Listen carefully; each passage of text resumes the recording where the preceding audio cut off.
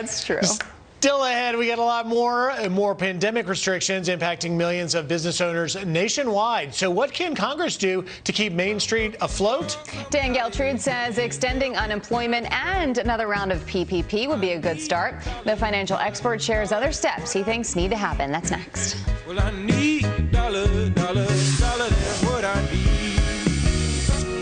Well, I don't know. Welcome back. Is the American economy barreling toward a COVID cliff with relief programs set to expire at the end of the year and House Democrats blocking a small business aid extension for the 40th time? Will Main Street be able to survive? Well, financial expert Dan Geltrude joins me now with his take. Dan, good morning to you. Thanks for getting up. Such an important topic to be discussing. What do you see, if anything, coming out of this divided Congress?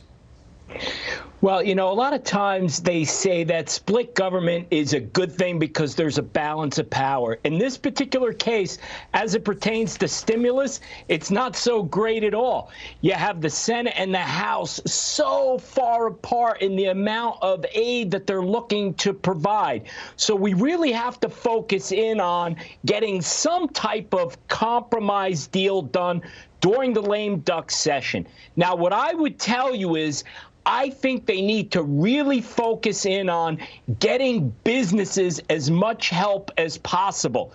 The PPP program, although imperfect and done in a very short period of time, was extremely helpful in keeping businesses afloat and allowing them to keep people employed. That is what's critical here. We need to keep people off of unemployment, Griff. If we don't do that, it's a big problem.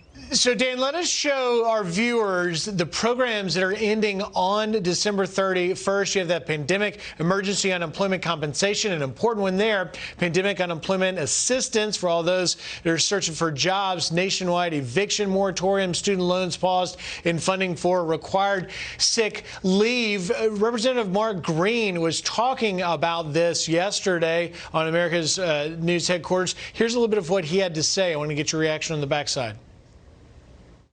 We don't need a $3 trillion package. And that bailout to the blue cities and blue states, giving a stimulus check to every single illegal immigrant in the country, that absurd wish list that Schumer and Pelosi sent to McConnell last week, that's not going to happen regardless of the vaccine. The way to fix the economy is to open up government.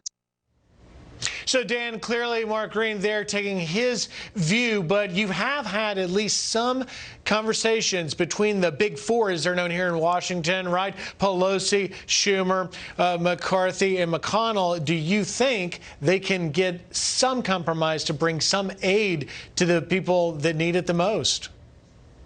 They really don't have a choice, Griff. I mean, it would be such a dereliction of duty if they can't put something together for so many Americans that are hurting right now. Do you realize what's going to happen if they don't act? You're going to have people tapping out their emergency funds.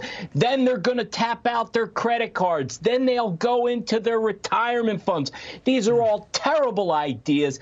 But when people are desperate, Griff, to stay afloat, they're going to do anything possible. The government has to step in and provide some relief. It is a survival indeed. Dan Geltrude, thank you very much. You want to make a prediction here, and we'll hold you to it. Do we see something by January 1?